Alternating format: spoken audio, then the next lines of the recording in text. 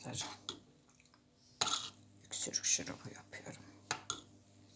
Soğanın kabuğu, limon, maydanoz, acı biber, bal, kekik, zerdeçal, zencefil, hepsini karıştırıp kaynatıp şurup yapıyorum.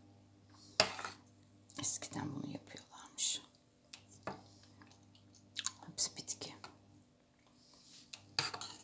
Güzel kaynayacak.